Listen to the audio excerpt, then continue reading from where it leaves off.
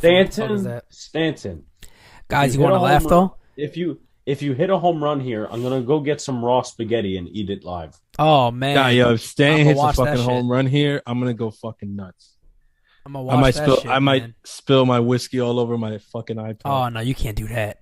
Don't wait. I'm watching the game. He said, "Don't waste the whiskey." Don't waste shit. Something might happen. I don't. My brother's screaming for some reason. We're spaghetti and fucking. What happened? Oh my god! No, wait! Fucking go! No, it's a fly out! No. It's a fly out! Oh my god! You guys give me a fucking heart attack! Why would they give us that camera angle? Oh my god! Why would they give us that camera angle? I'm gonna shoot whoever is in charge of this. How dare you? That wasn't even close. I'm done. No. I mean, yeah, it was on the warning track, but come on. I just fucking embarrassed myself. Yo, you can't do that to us. Me too, bro. But I saw you go crazy. Yeah, because first you heard your brother scream. I saw you go crazy. Then I saw the swing. Well, because I'm ahead of you guys, so I see him at the wall. I'm like, what the fuck? And then, I was like, did I miss something? Did the ball go out? Oh, damn it. Fuck. My man said, Oh, man, bro. I love Alex, though. My man said, I'm eating raw spaghetti. Yeah, man. Oh, fuck me, man. Still a better at bat than IKF. Damn. Oh, yeah, no. I mean, come on. IKF doesn't come anywhere near that. Let's clap it up. For Alex is done, man. Look at him. Actual managing for once. Alex, man, I'm sorry, bro. Yeah, that's what happens. It is what it is. They love putting those camera angles out there to have us looking fucking crazy. My man's just screaming, I'm eating raw pasta. I'm eating raw spaghetti. Yo, we gotta clip that shit. We gotta clip that. No. I don't know if we could do that, man. No, we gotta clip that shit. Alex, you need that for the archives, baby. But let's really blame the true victim for the true culprit. This is all Luca's fault. This is all Luca's fault. Where's Luca's ass at, man? You got to get him on here to get an appearance. He just walked in. Luca, what the fuck are you doing over there? Banging in the room. Man. Luca, you had us all going, man. You had me fucking going, thinking it was a home run. I scream I'm eating raw spaghetti, and then fucking it's a fly out. Watch the fucking TV then. What a way to start the show. So I need to clarify myself before we go into this. That was not live, by the way. That was just a clip for anyone just needing a clarification. So last night, I was on with my network, NYY News TV, and we were watching the Yankee game season, all that good stuff. By the way, thank you guys for tuning in. So last night, I said, as you guys saw in the clip, that if Stanton hit a home run, that I would go out there, go into my pantry, and eat raw spaghetti because it was a 6-4 game or something. It was a 2-run game. And I would go out there and eat raw spaghetti. And Stan's Italian. So it looks like Stan hits a homer. I'm sitting there screaming my ass off because my brother's screaming.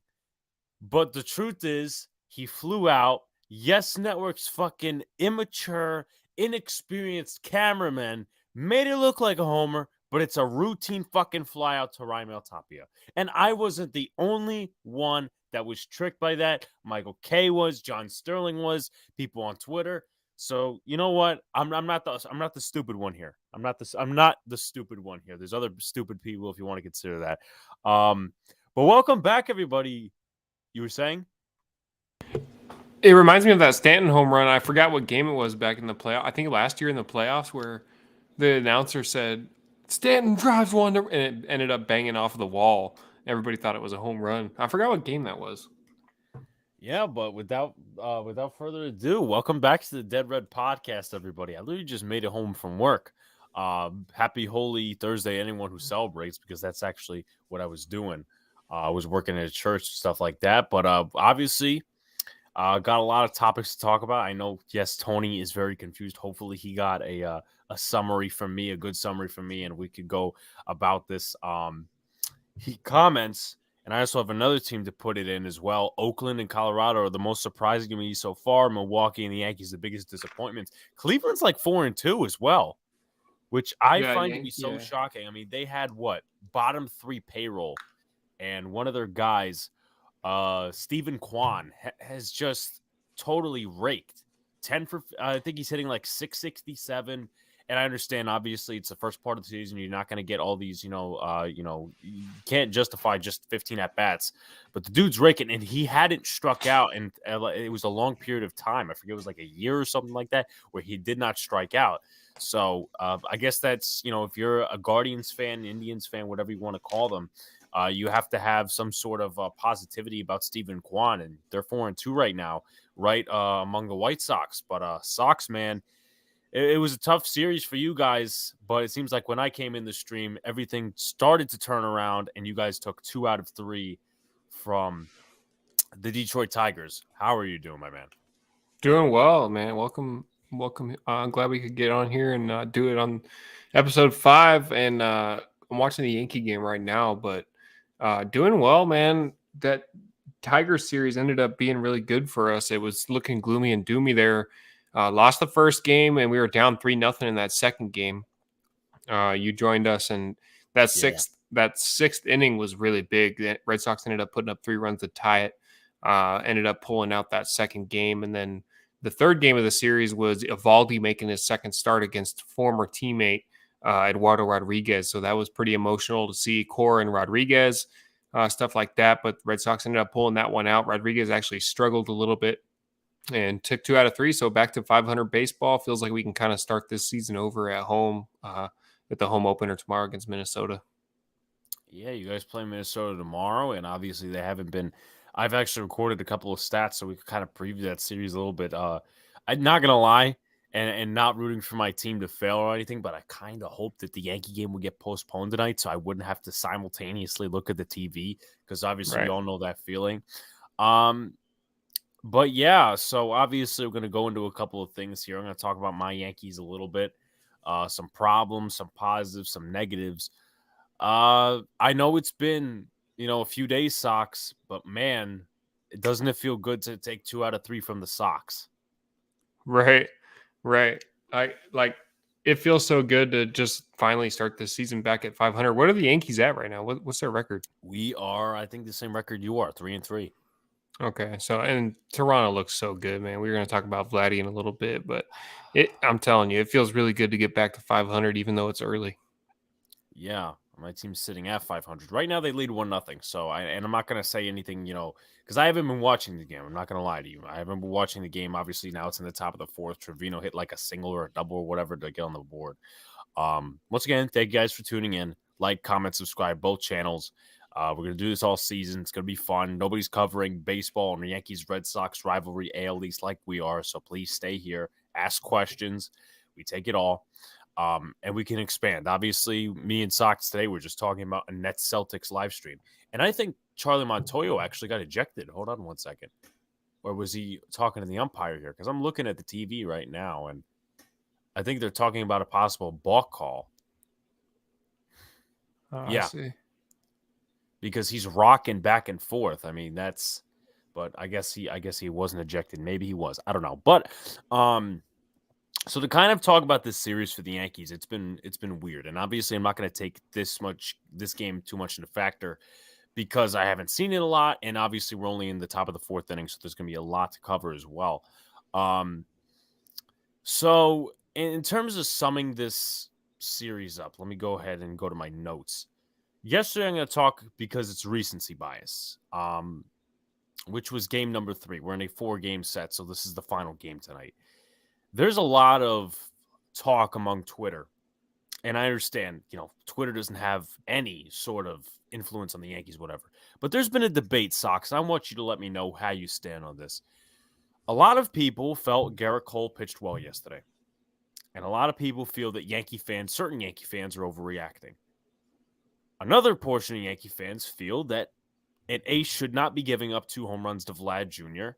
and that there's a lot more in the text, there's a lot more there than just giving up, how many homers. Like early, he couldn't locate his fastball. It was always outside corner. He wasn't attacking hitters early. It was really just a slider and the changeup. And I will give credit where credit is due. But in games, in starts, and I understand the offense wasn't there the entire game. It's been a problem all season. I've been saying it and I've been shouting it from the goddamn rooftops. But the thing is, though, which that was what, 3 RBIs. The final score was 6-4. The Yankees ended up getting giving up some bullpen runs yesterday. But you give up 2 home runs to Vladdy. That's 3 RBIs. I believe it was that, and then I think he left Chad Green in a not so great situation. But also, we could debate whether Chad Green was actually supposed to come in. I mean, he was only 85 pitches in the 6th inning. I would have let him finish, but unfortunately, Boone has a boner for the bullpen. So I want to know your thoughts. And I'm going to you just put it in one sentence in an unbiased fashion because I'm on one side and obviously fighting against the other. You pay this guy $36 million a year. What is an ace supposed to do? An ace is supposed to go out there and beat some of the toughest teams. He's supposed to make some good starts. Now, I understand, yes, it is his second start of the year. And sure, maybe he did better than he did on opening day. But giving up 2 home runs to Vladimir Guerrero Jr., I think it was a total of 3 runs. I'm going to take a look at the last game to get the stats realistically. But if you're a Yankee fan or if you're just a fan in general, what side do you want here? I don't like giving up home runs. I think your starter, if he gives up a bunch of earned runs, it is what it is. He only gave up 3 earned runs yesterday, and you want your starter, especially nowadays, to go at least 5 innings. So you said he was 80 pitches in the 6th inning. I would have at least let him pitches. Yeah. Yeah, I would at least let him finish the inning. But Vladdy is such a good hitter, man. Like it is what it is. It's his second career game with 3 home runs. I think Gerrit Cole did his job well. The offense has got to step up more. I mean, 4 runs. They did have 10 hits yesterday, but it's all about coming together at the right time. And Vladdy was just swinging a hot bat. There's nothing you can do about it. So here's what I'll say to that. And I don't totally disagree with you. Once again, there's a lot of things that come into it. But I just don't like how people next start. Like, I think we face the Tigers the next time Gerrit Cole's on the mound. He's going to pitch great, and God bless him. If he pitches great, he pitches great. I'm not trying to be a spoiled fan here, but my thing is, if he's going to have trouble against the Vlad Juniors and all these other guys, if he's going to have trouble against the Sox, if he's going to have trouble against the Rays, and I don't know if you saw today that 3-run inside the park home run by Christian Pache. Maybe he was on Twitter. I mean, that was you were mad the other day about Verdugo giving up a triple that didn't have anything. Boy, if that happened to one of our teams, I would have thrown a hammer at the TV. Yeah, I mean you got to, especially you're covering a lot of ground out there. You got to hustle to every single ball. It's just like guys not beating out going out on to first base, not running all the way on ground balls. It's unbelievable, man. You're playing at the highest level. Shout out to Blue City Empire Sports. Shout out to Blue City as well, one of my loyal supporters. So Tony Clark says Cole hasn't been the same pitcher since they cracked down on pitchers using substances on the ball. Blue City says it'll be first time I won't be watching the NFL draft because it's baseball season. Let's go Yankees. That was Little League BS. Yeah, I was watching it live because I get the free preview of Extra Innings, and I'm literally just watching that. I'm like, and then Rosarena, I think, kicked it with his leg, and then that's not even the worst part. Kiermaier, he's picked 3 times. He bobbled the ball, and this is a guy. He's not a rookie. He's been in the league for at least 7-8 years. So I'm like, dude, what the fuck are you doing? Let me see if they won. Actually, I don't know if they won or they lost. But they've been weird to start because they lost today. They lost 4-2. Actually, no, that was yesterday. But let me validate myself again. They lost 6-3. So both teams are 4-3, and that's gonna be really interesting to look at. What was I gonna say? But for that's a good thing to bring up about the draft.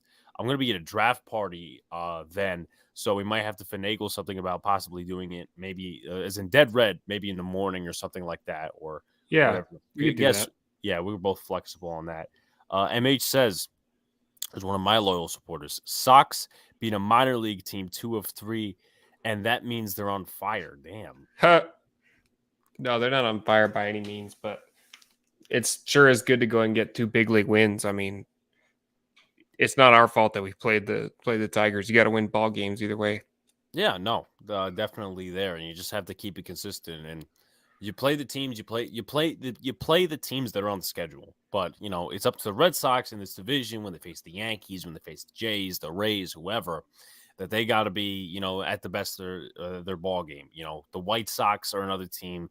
You look at the West. What was I going to say? So Tony Clark says I live in Tampa, so I get every Rays game. And so I think I've pretty much validated my point on Cole is that you're paying this guy $36 million a year. If he is like this for a lot of the games against tougher teams, why are we validating him as the ace? Like Nestor Cortez, for example, and he's a different type of pitcher who is like a Rich Hill in essence, because he goes out there and just he throws nasty stuff at you. He's obviously people love him, the personality, he's a fan favorite. But he pitched better against Vlad. And Vlad was coming off of, before the homers, a hitless streak. He was on a really bad cold streak. So that's where I say, okay, yes, you could validate maybe, it's the first part of the year, whatever, but you have to be better as an ace. And $36 million a year where you're paying guys like Nestor Cortez. And one thing we'll talk about in a little bit is Clayton Kershaw. Now, I understand it's the Minnesota Twins, so you can't take too much off of that. I think they have 1 or 2 wins this season, like 2-4. I don't know if I think they're playing right now. I'll check the score in a bit. But Clayton Kershaw, who's like 98 years old, nearly threw a no-hitter. So that's why I say, okay, yes, you could talk about the teams, but you have to be better. You have to be better. I don't know what was up, but and here's my thing, Sox, as well, that pisses me off about this team. And this was something that's was supposed to improve among the ball club during the offseason with these acquisitions like what do you call it? Fucking Edge Donaldson trade, right? You're talking about attitude. Like Donaldson is known for being a son of a bitch. And I'm going to take this out of the stream, obviously, because it's not the first time this has fucking made an appearance. Anyway, let me ask you a question, Sox. Vlad Guerrero Jr. Now, I understand different people respect them. He hits 2 home runs at Fenway Park. So I'm going to basically put last night's situation into a situation where it's Fenway Park. He hits 2 home runs at Fenway Park. Let's just say over the monster. He's waltzing around the bases and he's hopping. He's celebrating. He's showboating.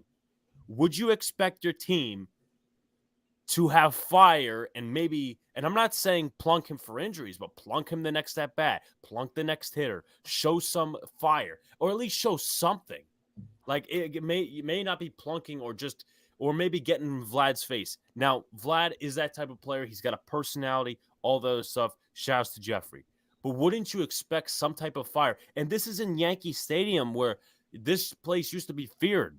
Old Yankee Stadium, people were scared shitless to come in. Now it's just, okay, we're going to showboat. Like George Springer was doing that. Alex Verdugo was doing that. So if it happened in your stadium is the situation I'm describing, what are your thoughts there? Honestly, I as a competitor, as someone that's been competitive my whole life, I think it's awesome that he does it. Now, do you expect to get plunked? Yeah. I would expect my team to go and hit him, not for injury, of course. At least get up in his face and say that you're not going to do that on my field in front of my fans. I think the fans should have given it to him more. I think somebody either on the bench or on the field should have said something to him. Like if they know that they can go out there and showboat when they hit home runs against you, it's going to happen all the time. And I think some teams around the league, I would hope still to this day, would not be okay with that. Probably either be hitting them or at least there'd be a benches clearing something. Like I love it. But I think it's disrespectful at the same time. Right. And MH says Vlad can showboat anywhere. He's that good. Listen, I picked him to win MVP this year. I'm not disrespecting the type of talent he has. I'm just saying you're down fucking 3-0. And, everybody's just moping. Like, everybody has a puss on their fucking face. Like, dude, show some excitement. We're supposed to be told coming into the season, this team's going to have the edge. This team's going to have fuck you. By the way, just a little note there. Right now, it could change.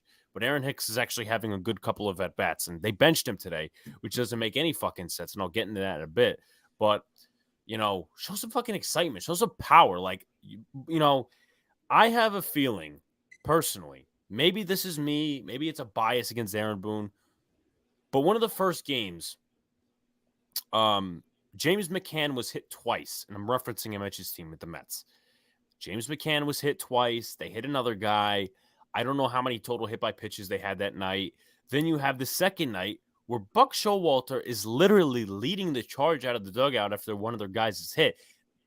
Is Aaron Boone? Is this team gonna do that? Like, is it gonna Boone's get not to gonna that do point? that. You said You don't see Boone coming out of the dugout. Yeah, I mean, do you see him doing that? Especially No. if something were to. No, I think it'd be somebody would do it. I think it'd be a player. I maybe Stan, maybe Hicks. I don't know. As an outsider, I'm not sure who would lead that charge, but it's going to get to that point. I mean, it's early on, and Vlad's already dancing on your bases at Yankee Stadium. If this thing if the kitchen gets hot later on in the season, that's going to be intense. Yeah. But you know what? That's just one of the things I'm pissed about. And then everybody on Twitter, they're tipping their caps and they're saying all this other shit. And once again, listen, I get it. He's a great fucking ball player. I picked him to win MVP. But come on, people. We're literally, Sox, and I have personally, I know everybody hates this in baseball stadiums, the wave. But I personally don't have an issue with it. It's not that I do it, but it's just like, okay, it's one of those traditions that goes back a couple of years or whatever. Yeah. I'm not a total hater on it, and getting influenced by these popular opinions and whatever. But literally, the stadium is doing the wave when the Yankees are losing. Like, what's the excitement there? What is there? I mean, we've gone soft as a fan base is something that I'm starting to accept. And that's soft. That's soft right there. I mean, I don't think that's not happening at Fenway Park. Nobody's doing the wave when you're losing at Fenway Park. They will get in your face and tell you to sit down and shut the fuck up and watch the game. Especially when you're fucking losing. Like, you're losing to a divisional rival who's expected to be among the best teams in the American League this year. Better yet, in baseball. But no, we're going to sit back. It's disappointing. And then we get all these excuses. It's just fucking bullshit. So Jeffrey says, hopefully everyone has a great Easter. Good night, everyone. Shouts to Jeffrey. Hitters are paid to hit. If they get the best of a team, I love. Yeah, listen, I have no problem showboating, for Vlad Guerrero Jr. If you have a guy on your team, like also as well with this team, in terms of having a guy with fire and edge, like the worst thing, or you could consider it the worst thing, but the most fired up thing that a current Yankee has ever done in a Yankees uniform was what? Judge playing New York after they left Boston, the ALDS. Totally backfired, but there's it backfired quick. Here's my thing. If you're gonna showboat, run around the bases and dance, then when you get struck out, the pitcher better be able to stand there and scream right in your face. It better go both ways, because if someone did that to Vlad, he'd probably get all upset and get in his face. But he's going to go dance around the bases. Like, I think pitchers should be able to show that much emotion as well. Yeah. So Tony says, and this is a very good question, by the way, thoughts on Rizzo in his start. He's the leader of this team. He's on fire right now. I am disappointed because I just saw him bunt with 2 strikes. I saw that too. He dropped the ball earlier. I don't know if you saw it. I think it might have been before you got home, but he dropped the ball. I think it was a lazy pop-up, and he dropped it. You got to get that. I mean, 10 years in the big leagues, and I'm not going to nitpick, but it's just fundamental baseball. 10 years in the big leagues, you got to know to just not bunt with 2 strikes. And, I get it. Maybe try to hit against a shift. But put aside that, Rizzo's had a hell of a start. He homered yesterday. He's the leader of this team. You see him in the dugouts just going at everybody with conversations, like being a conversation starter. When Ron Marinaccio against the Red Sox, he was struggling. Who came over to talk to him? It was Anthony Rizzo. You don't see, Donaldson doing that. I mean, Donaldson is not a leader like that, but still, Rizzo, I believe, is the leader of this team. And honestly, until anyone else proves it, that he's the leader of this team, until otherwise. That's why you bring somebody like that into your ball club. Like, yeah, he's talented. He's had a really good start. He's making pitchers pay for their mistakes. But that's why you bring somebody in there. It's like that veteran type feel. Like he will go and see something wrong with a guy and go tell him what's up. And I feel like guys respect that. He's not gonna, and he'll hit the ball the other way sometimes too. He's an overall a really good hitter, and he's a good leader for the New York Yankees. He's showed that a lot. Yeah. So MH says the moment Thor threw behind Escobar was the last time you'll see a good attempt striking fear without hitting a guy. Yeah. I mean, the way Buck Showalter just led the charge. And I honestly, MH, if you could update me, maybe Sox knows, maybe Sox doesn't know. What's been going, because I know after you guys blew that first game with Philly in your bullpen, what happened? Like, did you guys lose the series, win the series? I want to know all about it. I think he's the bright spot. Blue City says Jays 0, Yankees 1. Yes, I am keeping it up. They do have 2 pitchers in the bullpen, though. Let me see. For shits and giggles, let me see. Okay, he's at 74 in the 5th inning. So can we at least? And the thing is, though, and here's my problem once again with what Boone said. Like last week, they won the series. Okay, last week you heard Boone come out and say we're going to limit Cole to 70. We're going to limit Severino to like 65, 70.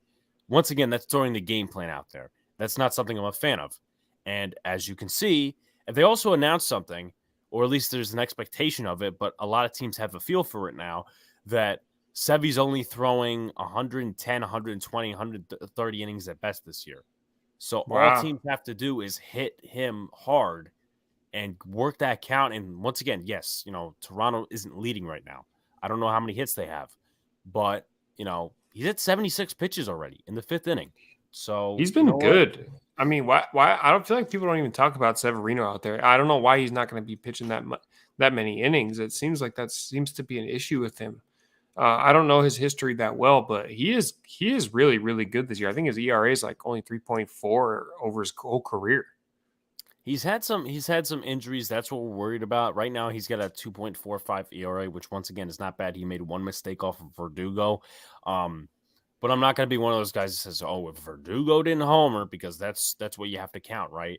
But no, he's been one of the better starters in this rotation. I can't say everybody has had like a bad start. Like if I was to actually go down, break it down, and pinpoint which starters have been doing good from 1 to 5. And based off, okay, so I'll probably put Nestor 1. I'm going to say, let's see. I put Nestor 1. So you got Sevy, you got Jamo, you got Monty, and you got Cole.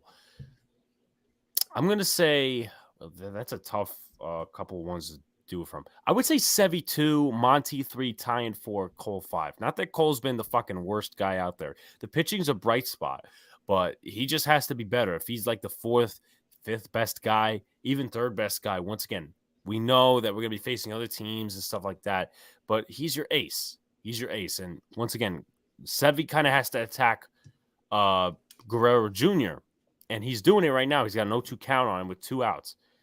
And what was I going to say? That's what Cole had to do last night, and he had to choose wisely, and Vlad Guerrero hit 2 home runs off him. MH says it won't be the last bullpen collapse. Yeah, from an unbiased fan who also loves to laugh at the Mets, but from an unbiased fan, I can actually see that. Here's one thing I'll take from the fan base before maybe we could go into Red Sox points or just split it up any which way. So obviously, once again, I mentioned at the beginning of the show that a lot of people have been, and that's a great pitch by Sevy. That's nasty, the way he just struck out Guerrero right there. I laughed at it too. I mean, you're a Mets fan, so you got to be used to it at this point.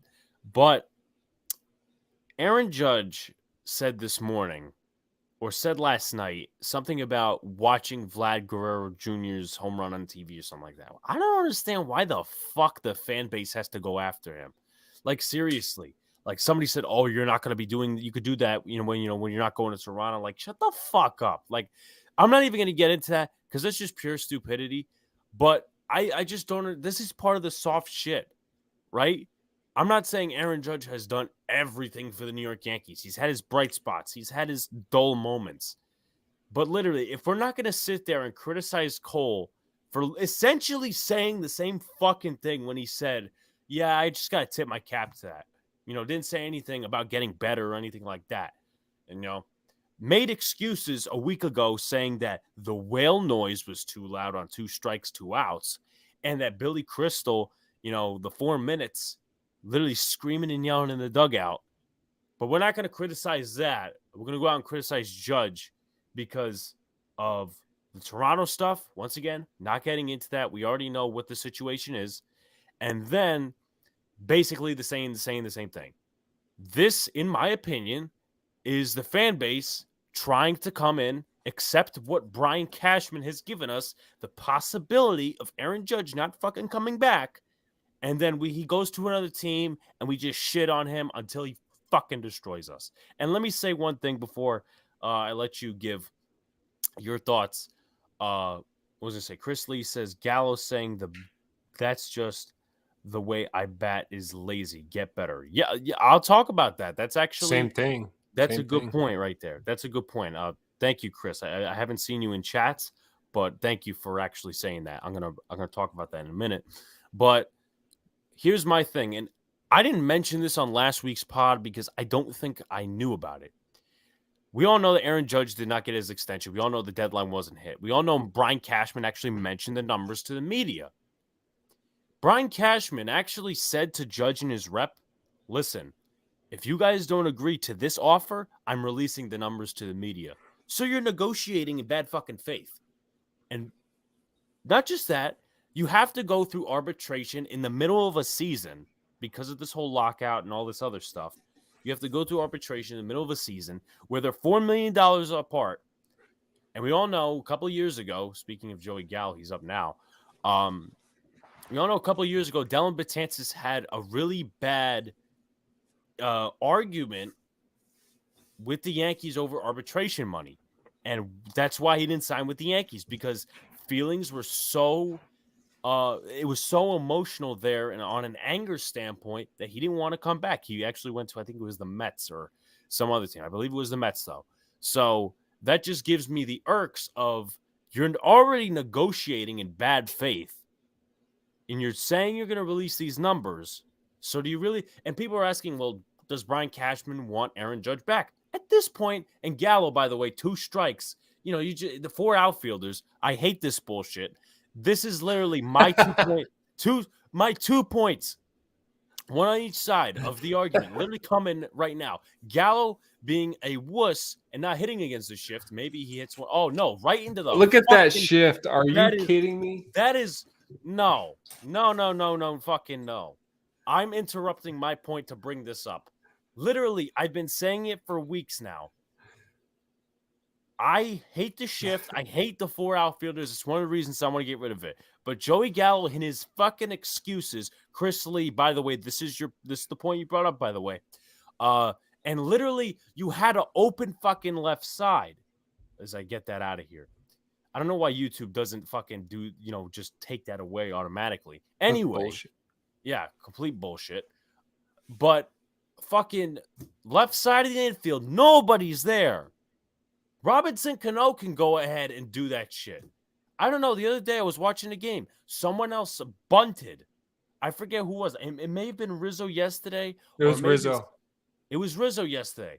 So, well, I mean, I think he did it yesterday. Someone did it one other day. But you know what? Dude, it's ridiculous. These guys, there's literally nobody on the left side of the Gallo has got to hit the ball over there. I mean, I know. If the pitcher gets it, fucking Gallo's got speed. Yeah.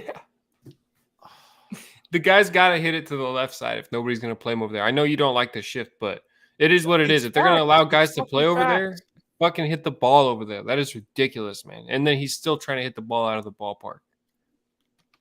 Glaber's another one. Fucking terrible ABs. Not a smart baseball player at all.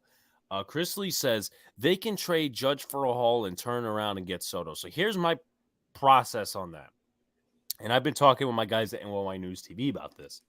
So one of the guys suggests if the Yankees are not very good at the deadline, trade Judge, but try to re-sign him. Get a few prospects though for Judge, and basically do what you did with Aroldis Chapman, which obviously and that's a fucking bad error by Bichette there. Kiner Falefa is actually chugging for 2. He's going to get in there 2 for 2 today, but that's going to be an error anyway. Here's my thought process on that. I kind of like what my team brought up rather than, to be honest, what Chris brought up, because here's why. And listen, I'm not saying Juan Soto's a bad fucking baseball player. He's one of the best. When we're going to the realistic points of what the Yankees are and how they do their off seasons, this past off season, the past off seasons, whatever you want to call it, they're not going to pay Juan Soto. He rejected a deal from the Washington Nationals, 13 years, $350 million. He wants $450. So whether you think he's of that value or not, the Yankees aren't paying that. If they're not going to give Judge, which fucking they have no leverage now. They have absolute zero leverage. Building Judge's chambers in right field, propping him up to be the face of the franchise. All of that. Now you have Judge. That guy's garbage. I wouldn't say, well, personally, me, I wouldn't say Judge is garbage. But he is no good, man. He's no good. I have a point to bring up, by the way, in just a second. So, with that being said, Judge has no leverage. Judge has lots of leverage. He has 110% leverage. So 13 years is crazy. I mean, this is what the MLB has become. 13-year contracts, 14-year contracts when you're 21 years old. So it seems like I would honestly take Soto by far, but you make a good point. If they're not going to pay Judge what he's asking for, they're not going to pay Soto what he's asking for. And maybe they do down the road a little bit, but they're in a tough spot. They should have negotiated a long time ago with him. 25-year deal. Yeah, basically. For some reason, Jose Trevino's like the head of the offense there. He just hit an RBI single. So maybe they should keep him a catcher because Kyle Higashioka has not been hitting. And yeah, Aaron Hicks' lifetime contract. He's actually been hitting the ball well. Not that I defend the contract, not that I defend the past years, but he's been hitting the ball well. He's been having some really solid ABs. But Trevino got around to that fastball really well right there. That was good hitting with a runner in scoring position. Yeah, he's the better partially offensive player because he hit like 250 last year or something around that range. And Kyle Yoshioka hitting the ones overall, or like 200 at best. So that's the deal with Higgy. I'll bring something up in a moment. But I thought of a situation that could actually happen. But many people don't think it will happen, whatever the case may be. So the other day we were watching the Red Sox game. Obviously, we were calling it on your channel, and Christian Royal was struggling in right field. So I said, you know what? What if the Red Sox screw us, and when Judge hits free agency, they sign him? Dude, oh my god! I don't think that wouldn't happen. I don't think they would go after him. We got enough talent out there in right field, and like, if he hasn't expressed any interest in going to Boston at all, they're not gonna do it because it goes back to LeMahieu. It reminds me of LeMahieu. I wanted the Red Sox to look into LeMahieu, and he said pretty much he wanted to go back to the Yankees, and the Red Sox were fine with it. They said if they show interest in them, why would we want him over here? So they're not giving. No, the outfield conundrum for the Red Sox is just who's going to play where. I think we have enough talent out there. With JD, Jackie Bradley, Verdugo, Kike Hernandez. It's tough right now because Story was hurt. So we had to change things around. Story was sick. He missed 1.5 games or whatever it was. So once Story's fully healthy, we're fine. We can put Jackie out there. Kike can play center and whatever it is in left, whether or not JD's DHing or not. But that's a good point. I think the judge of the Yankees will probably end up finding a way to figure something out. Jose Trevino just stole a base. I'm a little bit behind you, but yeah, Toronto's offense is quiet tonight. I'm telling you, Severino's good. I like him. I always liked him. It's just whether he can stay healthy and, probably not. I really. Oh, so they maybe by a tick I think they got him actually. Now that I think about it. Because if you look at the replay, they get him on the glove like a tick. If you, I mean, I don't know if they're going to see the gloves hanging out of his pocket. Yeah, I mean, I don't know if they're going to count that, but I think you just They get them by a tick. Chris Lee says I could see Judge going to the Giants. Yeah. I mean, we've been talking about Judge going to the Giants, Dodgers, the Padres, maybe, because I know if they have a left field conundrum, but maybe they switch the right field over to the left. I don't know what the fucking situation is over there. It's tough because you talk about like you might have to worry about Judge going over to a California team because the weather, all this stuff, but money talks. I'm telling you, money talks. You saw Correa go to Minnesota. Yeah, and he literally finessed. Donaldson's had some really shit at bats. We'll talk about that in a second. But I mean, Max Scherzer said he didn't want to play in the big market, and guess what? You know, he ended up playing. He ended up going to. Well, he was traded to the Dodgers. Then he signs with the Mets for fucking $43 million a year. Money talks. So also, as I just brought up, and I'm gonna excuse IKF maybe a little bit because he's actually had some solid hits today. Judge to the Rockies. That would be a really weird move. I mean, they signed Chris Bryant. They're doing well right now. I don't know what the hell's going on over there, but I can name like 2 players on the Rockies. That's Grichuk, and that's fucking Chris Bryant. I can name nobody else. So, I don't know if I could either. That's name as many Rockies challenge. Might have to make that a fucking thing. Sonny Gray? Is he still with them? Sonny Gray is with the Twins. So he was traded from the Reds to the Twins this offseason. So here's also this that I have an issue with. And once again, I'll excuse IKF, but I'll bring it in just so they sat Aaron Hicks. And Aaron Hicks last night, if we're going to go over last night's stuff, basically he's been hitting the ball really well. In game 1, he had the homer. It was game 2. He had the right field opposite way homer. And I understand everybody's going to come out here and critique the stadium and do all that stuff. Charlie Blackmon also as well. I don't know how I missed that. Charlie Blackmon. But I know everybody's going to come out here, the stadium. Hicks, if it's a home run, it's a home run. Like, I'll take it. But Hicks has come around. Last night, Aaron Hicks, 2 for 4. You can't complain about that right now. And they fucking sat him today. Like, what is that? You have Higashioka, and obviously they sat him, rightfully so, because Jose Trevino is he's playing good baseball right now. You have IKF, who they didn't sit, and I feel like they should have sat him, but once again, I proved to be wrong again. Because what was I going to say? In terms of, he had a couple of hits today, but then you still keep Donaldson in the line. Donaldson just put it right there. But Donaldson's had some really gross at-bats. Like, let's see what his batting average is now. Let's see. Donaldson. 2-0 game, obviously. Josh Donaldson. And this is what fucking amazes me. You could say, he's having a good. They still put him in the 1 hole. DJ LeMahieu had an RBI double yesterday. What in the fuck is telling you that Josh Donaldson should be the continuous leadoff hitter? What is telling you that? Because I want to know. It doesn't make any sense. It doesn't make any sense. Seeing him in the leadoff spot doesn't make any sense. I think Boone is such a clown. Isn't he hitting like 217 on this year? That's so much better than it has actual average. He's in 192. Okay. What team, unless you're the fucking Rockies or the Diamondbacks, what team has Josh Donaldson hitting leadoff?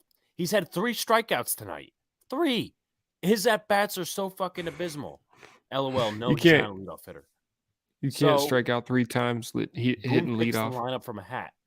Yeah. And even, I'll even go as far to say, okay, listen, I don't like the idea of Anthony Rizzo leading off. I don't. But you know what? I think it was either yesterday. I think it was yesterday he hit the home run. Him and Judge, back to back. So, yes, they're at the top of the lineup again. But what, again? So last night they had Berrios on the mound. Tonight they have Gausman. What the fuck changed? They're both right-handed pitchers. So I don't know. As an outsider laughing in on the Yankees, even though you got the same record, what are your thoughts on that whole conundrum? I don't understand. I really just don't understand Donaldson hitting off for the Yankees, and it does seem like Boone just picks the lineup out of a hat. It doesn't make any sense to me because as an outsider looking in, like my team over here, we got our lineup set almost every single night. We know what to expect going in and out, whether it's a day game or what. Now, the Story thing with him getting sick, we having to change up things in right field. But I don't know. Maybe I think it's a lot of pressure from the fans. And we talk about the fan base being split up on certain things. Apparently, they don't feel any pressure from Yankee Twitter, but I think that's bullshit, man. I think they feel a lot of pressure from the fan base. Like, they don't know what to do with their lineup if someone strikes out one night, goes 0 for 3 or 0 for 4 with 3 strikeouts. All the fans are gonna react, and it seems like they overreact. I don't know. I don't know how else to put it. And it's not just that. Sitting guys who have good days, like Joey Gallo sat yesterday, or he sat the day before, and he had like 2 or 3 hits. I think we were streaming the Nets game the other day. That's the night he went off for like 2-3 hits, and he usually doesn't hit singles. And this is the one time I'll talk positively about Joey Gallo. But anyway, they sat him the next day, and they put in Hicks. Now, I think, if I'm not mistaken, Hicks, they sat Hicks, right? They sat Hicks, and he had a homer the day before, or was something of that conundrum. So, you don't do that. Yeah, why is Joey Gallo sitting after a day where he has 2 singles? It doesn't make any sense. I don't understand the opposite of. I don't understand the conundrum of not riding the hot hand. Like, momentum is definitely a thing. So I don't get it, whether it's matchups, whether what the analytic bullshit guys are telling you. I think it's all bullshit. You have to go with your gut, and Boone doesn't have a gut. He doesn't have a brain either. Chris Lee says you want speedy contact hitters at 1 and 2, and then your power as cleanup. Yeah, you hit the nail on the head there, Chris. The baseball day and age, and maybe I mean, obviously, once again, you got Kike Hernandez. He's not known as a Joey Gallo type hitter. He's not known as an Anthony Rizzo type hitter. He's a speed guy. So he leads is a off, speed guy. And then But then he'll hit home runs out of the lead. He'll hit home runs out of the leadoff spot. Ooh, that was a good pitch there. Yeah. And then who's your second hitter ideally? Well, ideally we want to put JD up there, but we have Rafael Devers in the 2 spot in New York, and then we changed it to who was it in? I think Rafael Devers was hitting second the whole series.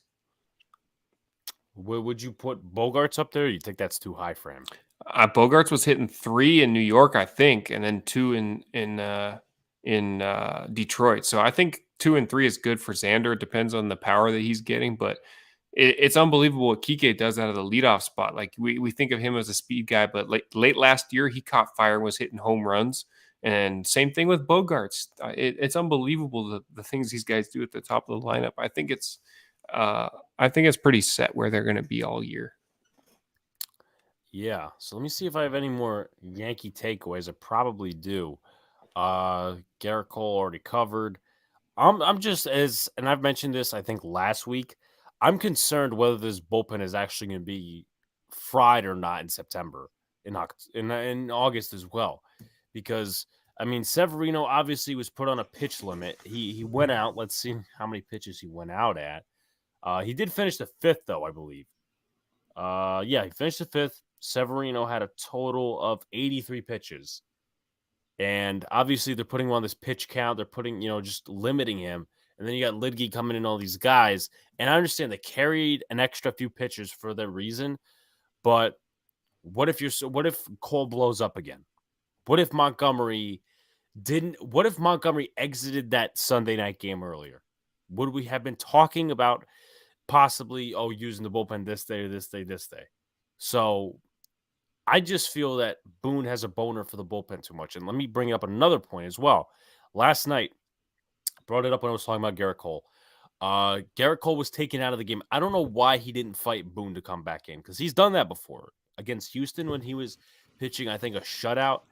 He ended up completing the game, which obviously good at the time, but he didn't fight Boone, and they took him out for Chad Green. And one of the things, I think Green ended up getting a loss maybe. top of the 7th, Alejandro Kirk is basically, and you'll get the reference probably because he was a former Red Sox, Sandy Leone. I think him and Alejandro Kirk is a good comparison. Maybe by body size, maybe by play. I don't know. But it's not like he's Vlad. He wasn't pitching to him. He was fucking around with 2 strikes. That's, Chad Green.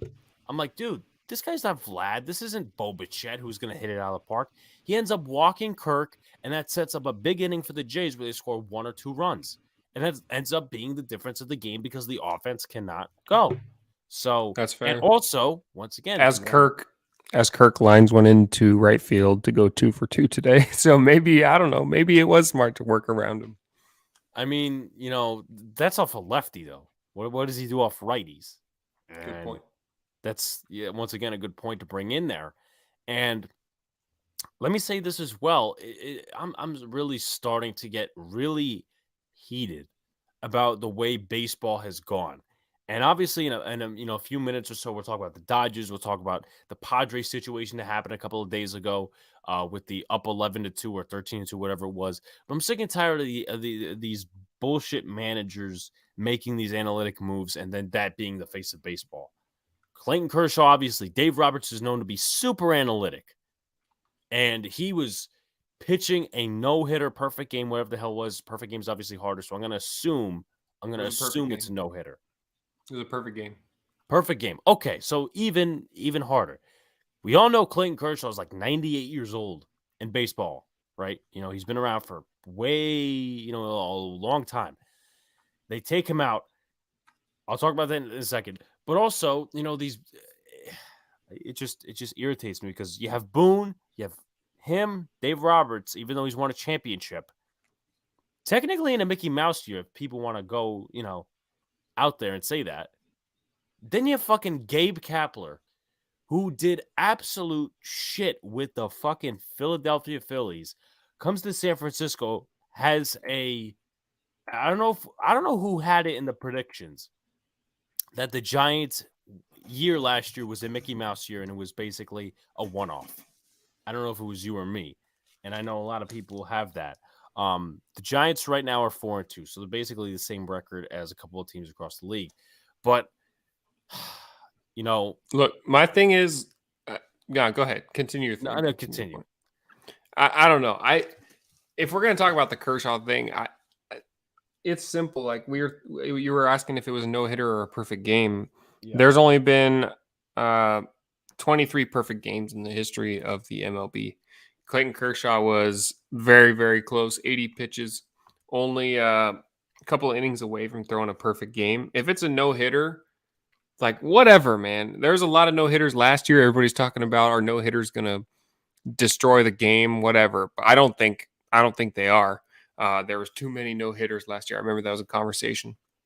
But if it's a no-hitter, whatever. You want to pull him, you think his arm's going to blow out later in the year, go ahead. But there's only 23 perfect games in the history of the MLB, and he's on fire. I completely disagree with it. No reason to take him out of the game. Yeah.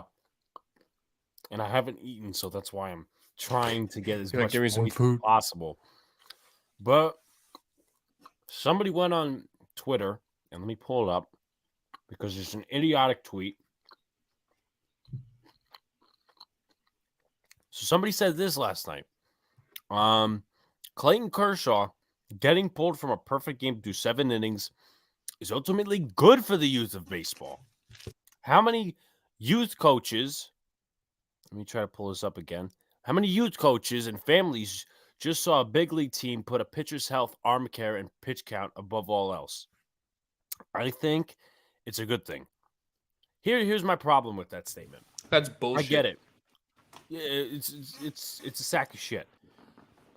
Maybe because I think Clayton Kershaw was coming off an injury or surgery, something like that. Maybe he was, maybe he wasn't, whatever, right? What if they lost that game?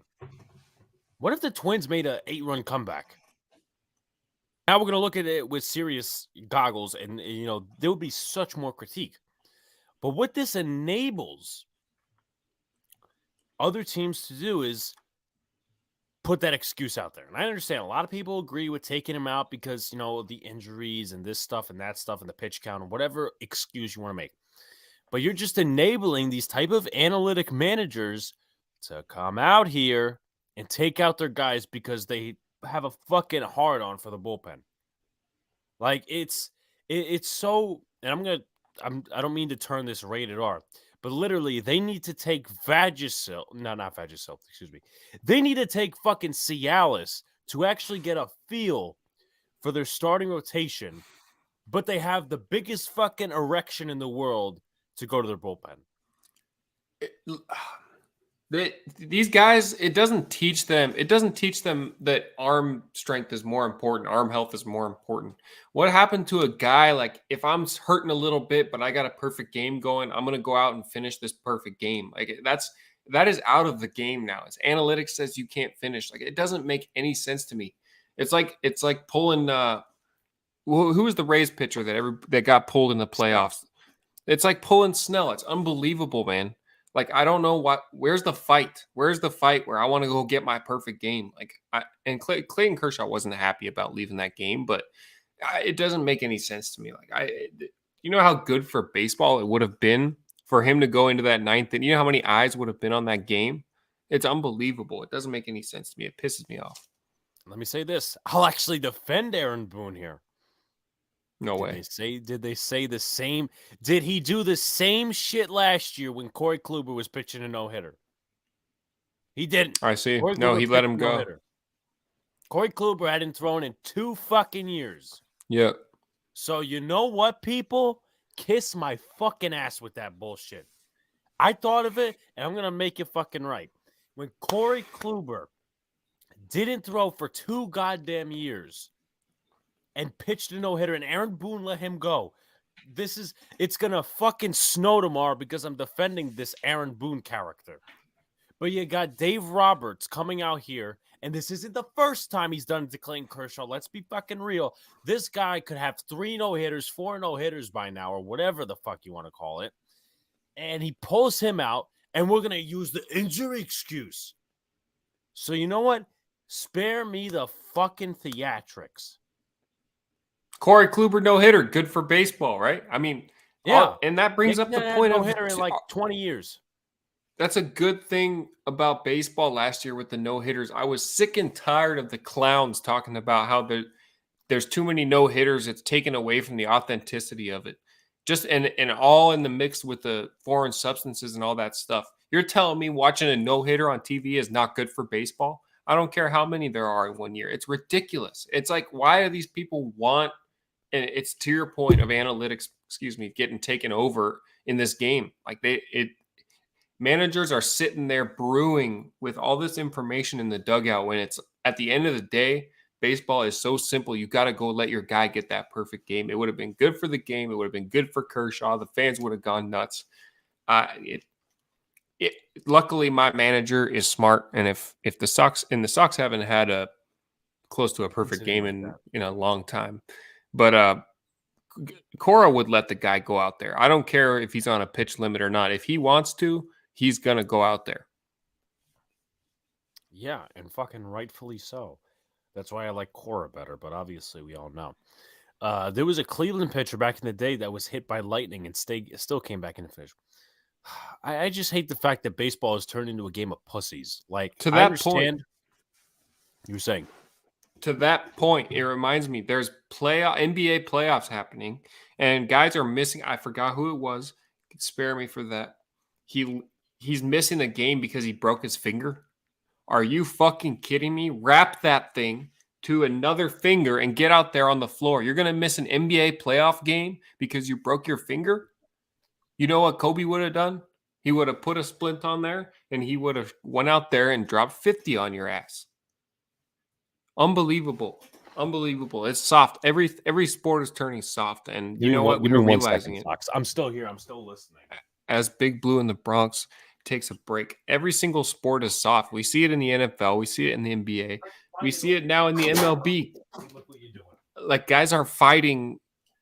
Kershaw wasn't happy with getting taken out of the game. He really wasn't. But he should be out there defending himself to stay on the mound out there. Jeffrey, what's tomorrow? I'm not going to be able to do the game tomorrow, actually, unfortunately. Home opener against the Minnesota Twins. And Chris Lee says Ronnie Lott lost a finger in a game and still played to the end. The NFL back then is different. I mean, it really was. Different game. People getting hit hard. I mean, you for example, look at the fucking Pro Bowl. What is that? NBA All-Star game. What is that?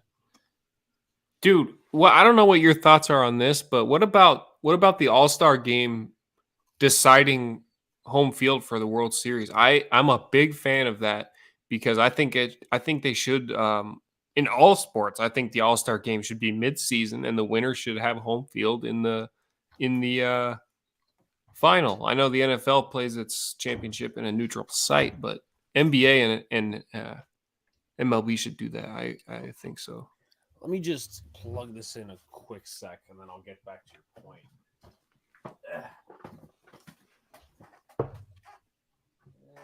Okay. People actually acting like Kershaw's arm would have fallen off the bone if he pitches 2 more innings. Oh, please. If his arm would have fallen off the bone, then he would not return to baseball this year. That fucking simple. It's not that hard to comprehend. But I think that's an interesting point you bring up about the home field advantage. I think that's very creative. And that's one thing I could give baseball is that we talk about the soft sports and we talk about how these all-star games are, excuse me. I don't know what. I think I just ate a hair or something. I don't know. That's tough. Bluff. Gaff, if you want to call it that.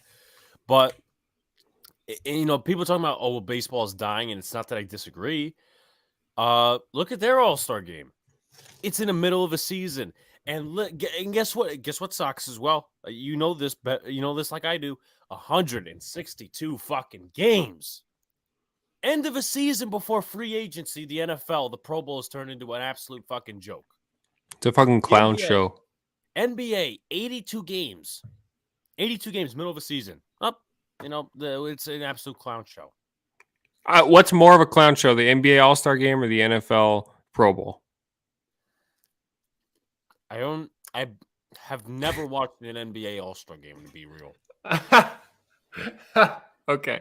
I used to watch the NBA All-Star Game all the time, but the NFL Pro Bowl actually makes me sick. I turned it on and turned it off instantly. They're playing two-handed touch. It is sickening. I mean, it's all lollygagging. It's literally all lollygagging where you're just doing laterals and this guy's picking off this guy or whatever. MLB used to do it for the World Series. Let me see if I missed any of the but NBA with all the flopping. Yeah, I mean, literally, I feel like in NFL, obviously, you could somewhat make an excuse for it because it's a hard-hitting sport. But the NBA, I feel like, is trying to get to that soft point.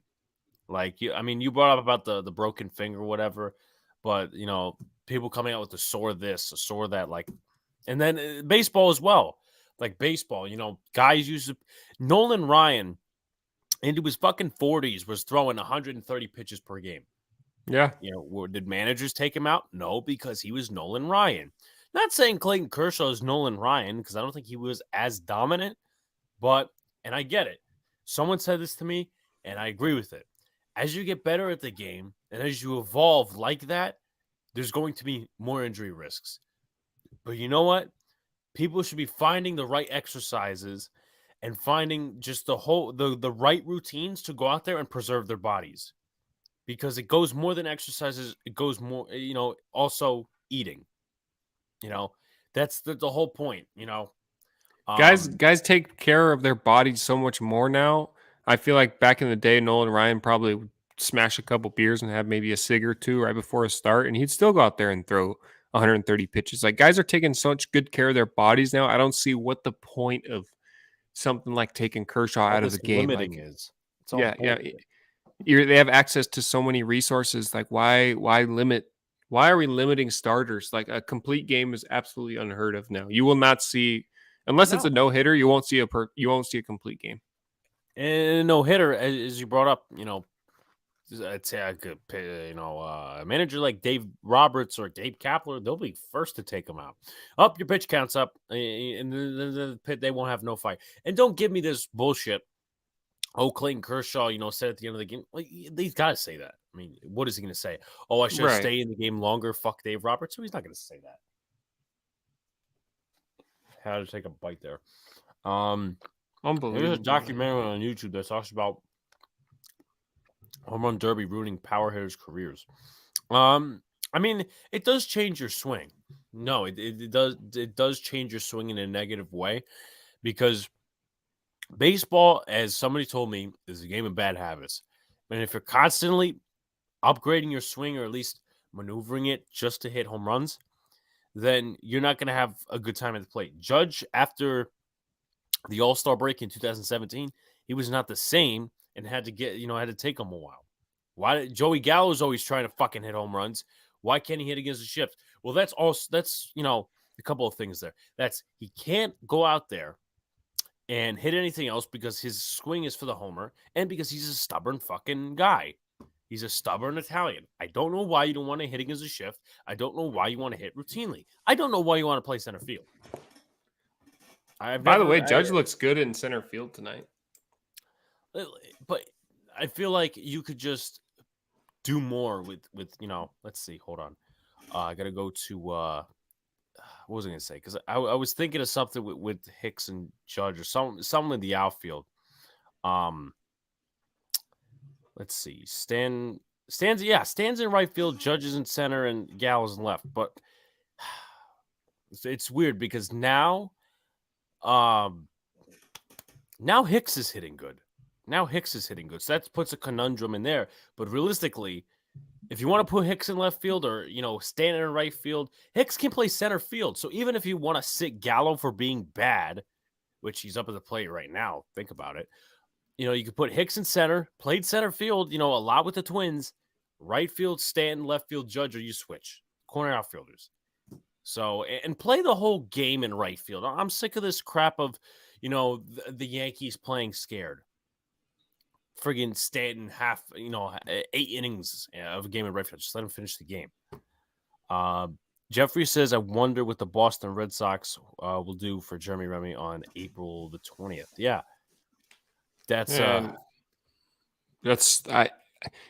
tough is, like, we lost Jerry Remy, and it was a big loss, but it didn't really hit until this regular season came, and we're going through the lineups, and you don't hear him say Buenas noches, amigos, or anything that he used to say, man. It's just I freaking love that guy. He was one of the male voices in my childhood, besides my dad. Like, that was how much I listened to the Red Sox, and it sucks this year.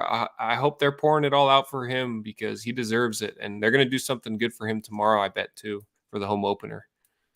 Yeah. So, with that being said, also, you know what? Let me bring up a minor point as well. And this is once again, it fucking hits again. Last year it hit, all this other stuff. So I'm going to pull up a video it's like a 10-second clip. This is about the Tony La Russa thing last year, but I'm going to apply it to a topic we're going to talk about. Don't put yourself in the position. Don't. Use that as motivation for the next time you go out there. Don't put yourself in the position. I've said it over and over again, because I mean it. So for those of you that don't know why I'm playing that, I'm going to actually tell you right now. So a couple of days ago, the Padres and the Giants were going at it in San Francisco, and Mauricio Dubon, I don't know what position he plays, but he bunted, and they were up 11-2 or 13-2. And Bob Melvin did not like that.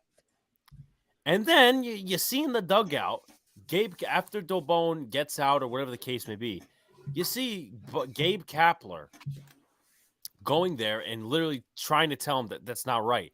But then he flip-flops on the issue.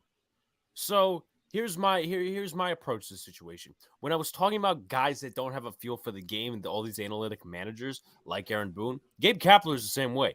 Guy didn't do absolute shit with the Philadelphia Phillies when that was barely analytics. Maybe they had a crappy team. whatever the situation may be, he couldn't do shit. He got fired within 2 years and then gets picked up because his buddy, I think, is the president of the Giants.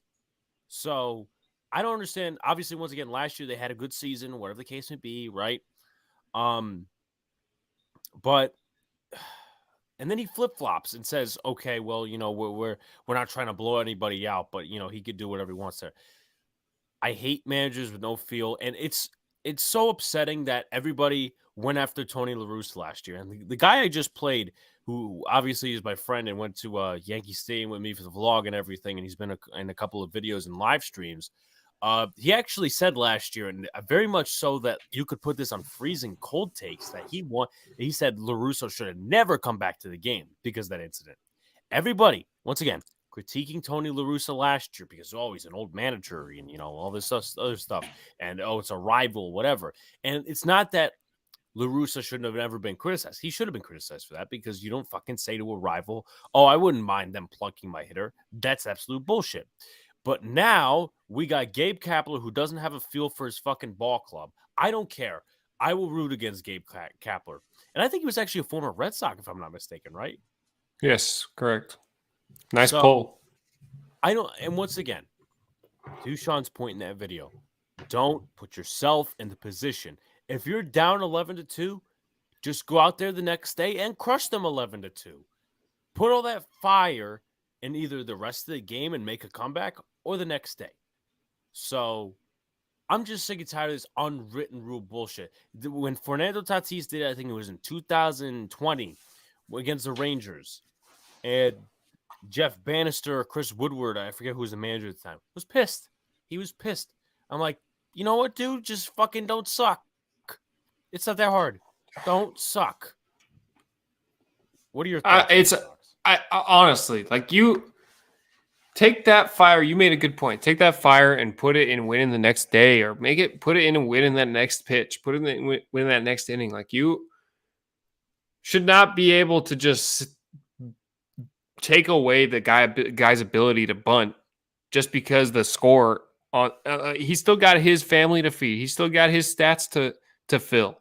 He's still got his contracts to make. He's still got his money to earn in the future. Like, you cannot take away a guy's bread and butter, especially if he's trying to just get on base.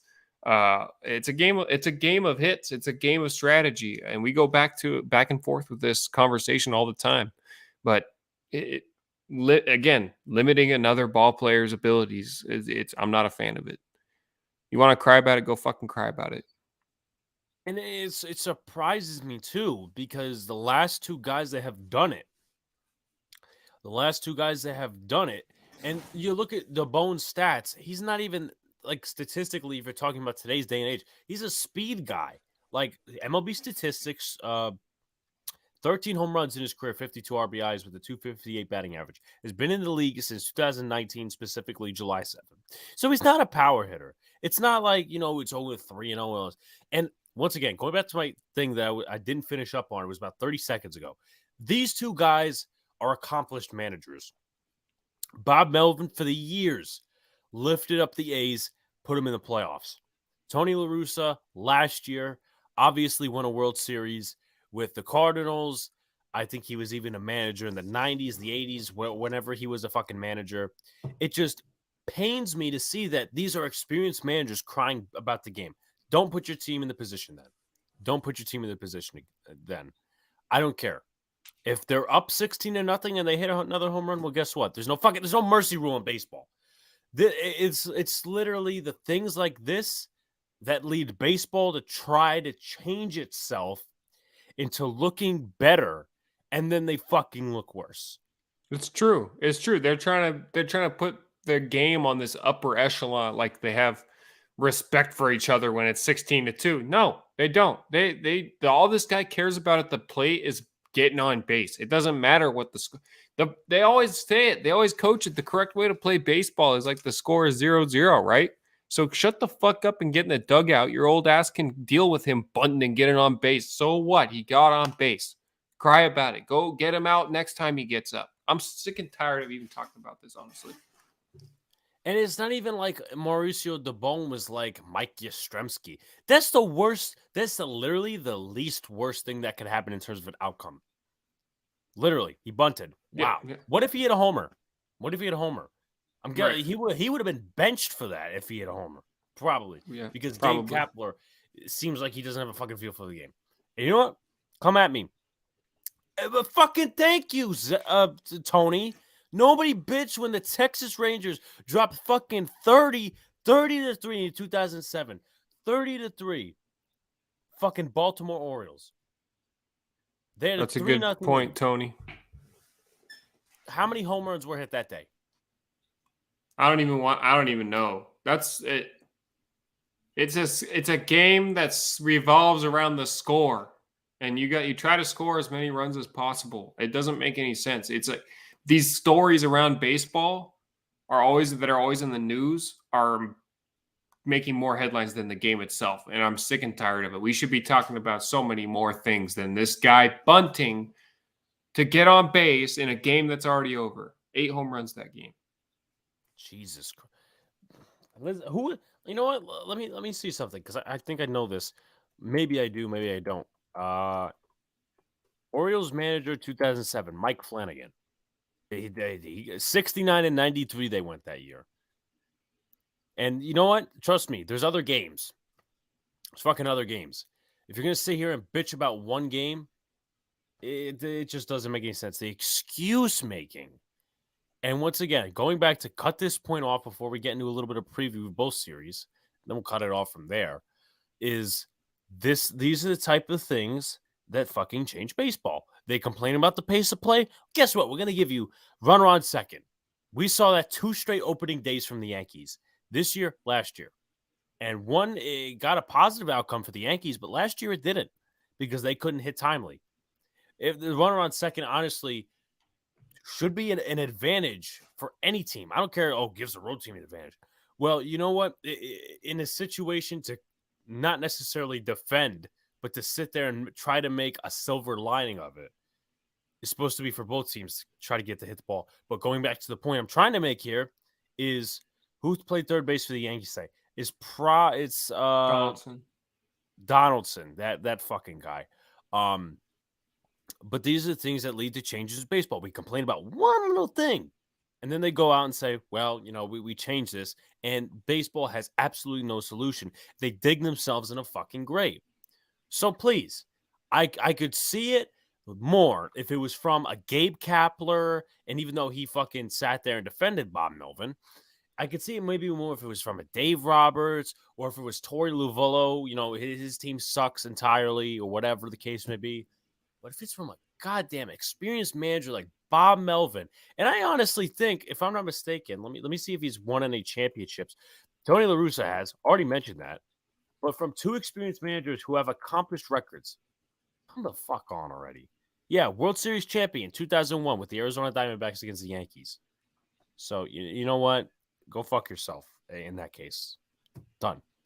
That's as simple as that. I mean, get over it. Simple as that. They just plunked Springer, so that's going to be interesting. But anyway, going to a little bit of a preview of the next series for both of our teams. I actually caught on some notes for Twins versus Sox series. Obviously, it is going to be the opening series at Fenway Park. Just some notes about the Twins that I caught up. Twins have the most home runs in the MLB, so they're very home run-ish team. 22nd in the MLB in hits. So getting that vibe just off those 2 stats, and stats don't tell a full story. They hit a lot of home runs. They don't have many hits, so timely hitting is probably a problem. 17th most RBIs, that's middle of the pack. 13th most strikeouts, middle of the pack once again. 24th in batting average, so they don't hit for average, which is a problem. Kind of attributes the most home runs in the MLB. 9th best ERA, so take it as you will. That's pretty good. 3.20. Once again, not bad. 7th most home runs given up. So if you're looking, you know, one key, and I'll obviously let you get the floor after this to kind of talk about it. I guess one of the keys for the Red Sox is hit as many home runs as possible. And they don't give up a lot of hits. The 6th least hits given up. They strike out 20 most times in terms of pitching. They strike out the 20th most in terms of hitters. So, they don't strike out a ton. 5th most walks issued. So plate discipline, pitch recognition, and home runs. So Verdugo, Devers, and 4th best batting average against. Their bullpen stats, they're 20th in ERA, and it's not a total bad ERA. They could be better, 3.95. 12th most strikeouts, give up the most walks. So once again, when you get in those later innings, take those walks. They give up the 7th most home runs. Talked about that with the total pitching staff. And then they give up the 22nd most hits. So they don't give up a ton of hits. They give up a ton of home runs, though. Top performers in terms of their hitting, Byron Buxton, even though this is obviously before today, 217 batting average, 23 at-bats, 3 home runs, 4 RBIs. And Luis Arias, 1 homer, 2 RBIs, 2 Ks, 313 batting average, and 16 ABs. Jorge Polanco is a 238 batting average. Ryan Jeffers, the catcher, is 231. Gary Sanchez is hitting 222. Obviously, he had that grand slam, so that's his only home run of the year. Buxton, you already mentioned. Urshela also has a home run of the year, 2 RBIs and a 214 batting average. And some of the pitchers that the Red Sox will be facing, it is going to be down to I forget his first name, but his last name is Ryan. Then it's going to be Sonny Gray. Then it's going to be Joe Bailey Ryan. Ober, Joe Ryan, who started opening day for them. Sonny Gray, Bailey Ober, and Dylan Bundy. So if you want to go into that, talk about what the Sox have to do against the Minnesota Twins. I think it's going to be key what we can do on offense this series. There's been a lot of conversation about the bullpen, and they were pitching really well. The Red Sox staff actually, as a whole, I believe, had a .063 ERA coming out of that Yankees series. They showed some holes against Detroit, obviously giving up 7 runs. But I think it's going to be interesting to see what our offense can finally do against a team that, like Alex said, gives up quite a few home runs. We're facing Joe Ryan tomorrow. He gave up, I believe, 4 or 5 earned runs in his start on opening day. Nick Pivetta is going to be the opening day starter. Happy for him to be the home opener starter. Nick Pivetta's come a long way. He's consistent for us. And you made a good point that the Twins hit some home runs. They don't really hit the ball very well overall. I think the Red Sox pitching staff is probably just going to tee off on these guys. I would assume so. And the offense is probably going to have a good series. I believe we're going to hit some home runs. I think the energy at Fenway Park is going to be electric. It'll be awesome to see everybody healthy. Trevor Story is going to play. Jackie will be in right. And I think it's going to be a successful series. I'm calling a sweep. Wow. So going very bold here. Now let me ask you this. So obviously in the Yankees series, Rizzo hit 2 home runs. Stanton hit 2 home runs. LeMahieu hit 1, so that's 5. They have 5 in 3 games, I think. I don't think they hit any homers in that 3rd game. How were they giving up in terms of giving up home runs in that Tiger series? Yeah, well, it was interesting in Detroit because there was a little bit of weather and it's a big park, so they didn't really give up many bombs. The Red Sox, I don't think they hit. Oh, Kike had 1 home run in Detroit. Not many home runs total for either team, so it's going to be different at Fenway. Obviously, that short left field and the pesky pull and right as some rain comes into Yankee Stadium. Interesting. It's coming down pretty hard. Yeah, I mean, I heard when I went to work, obviously it was raining hard and they were delaying the game even more. But hopefully, they could wrap this up. Maybe take at least before the bullpen, before anyone else gets a chance to swing the bat. We take the game. It'll be 2-2.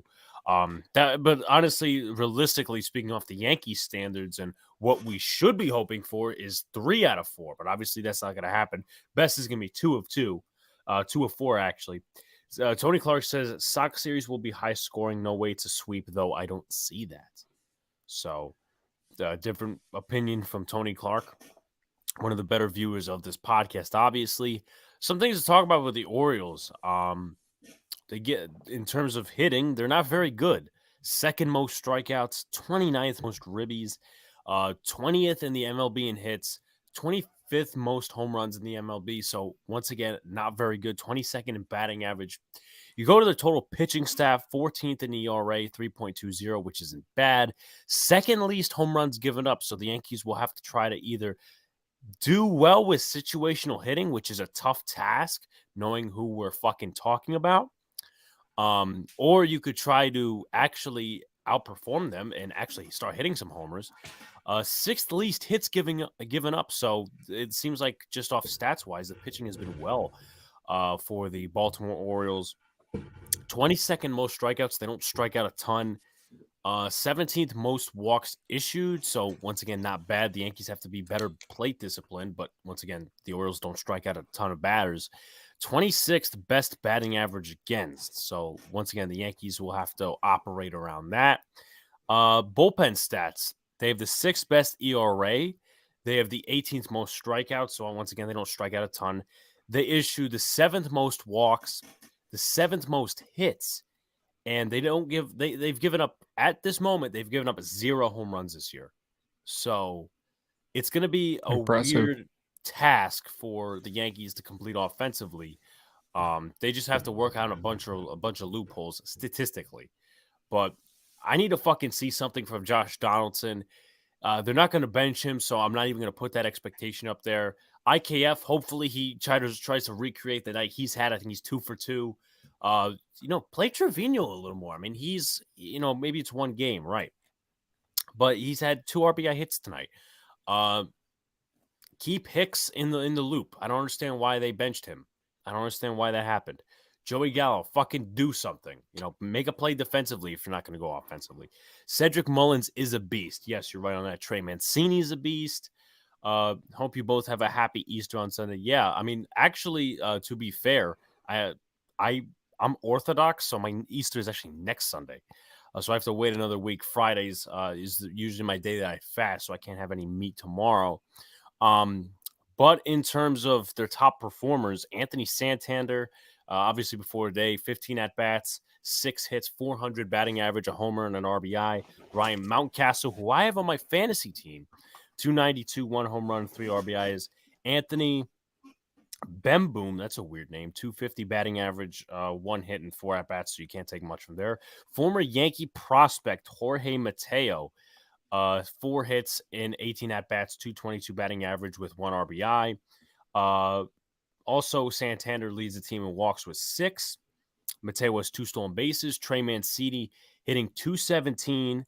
No home runs yet on the season in 23 at-bats. Also, same thing could be said for Ramon Urias.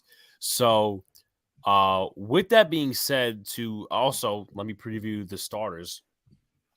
Jordan Lyles in his first start, 9.00 ERA, 5 innings pitched. He got rocked, 5 earned runs, 7 hits given up, 368 batting average against. Tyler Wells, 21.60 ERA in 1 game, 1.2 innings pitched. Not great.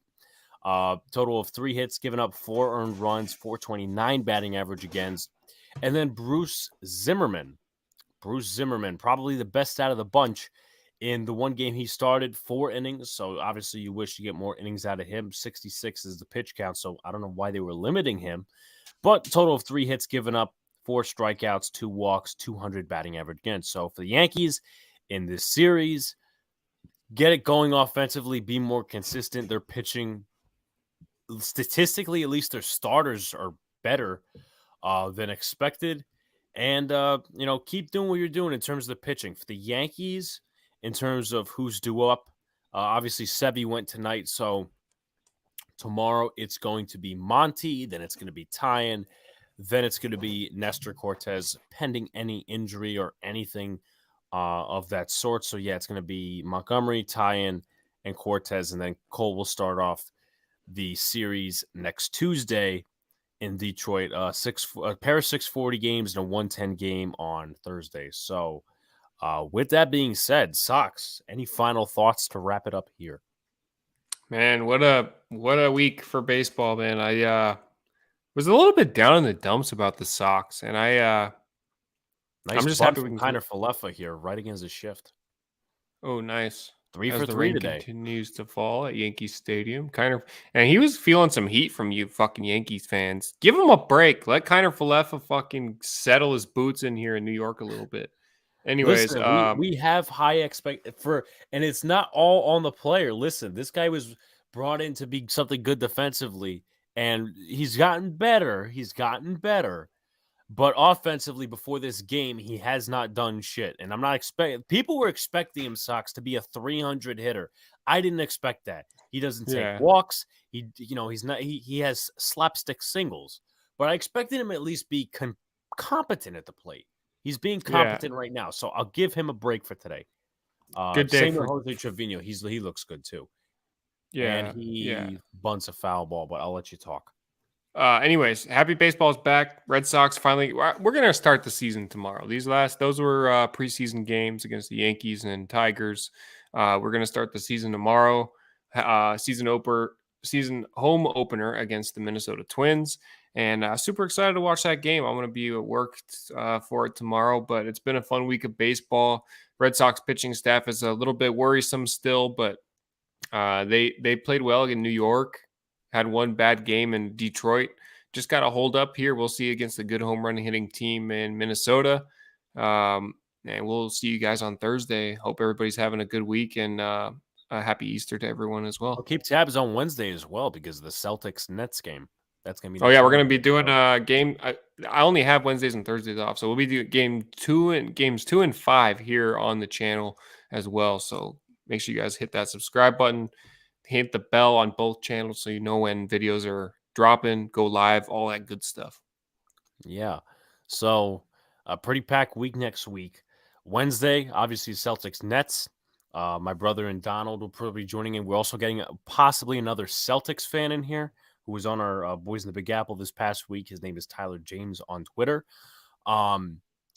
In terms of content, I'm going to try to get more draft content. I know I say it every week, trying to get more draft content out there. I just don't want to be too clickbaity with the mock drafts and all that stuff, talking about stuff I don't know.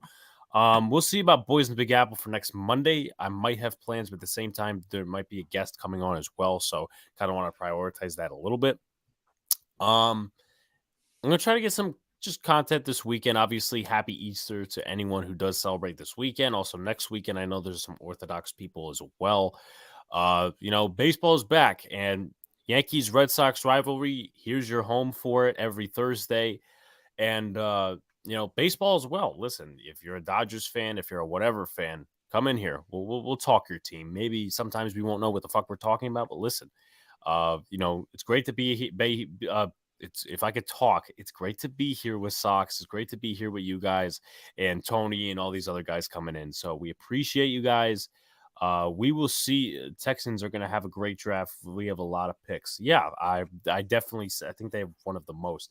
But we appreciate you guys, and we will see you, at least the duo will. We'll see you guys on Wednesday for Nets Celtics, Thursday for the Dead Red Podcast. Peace.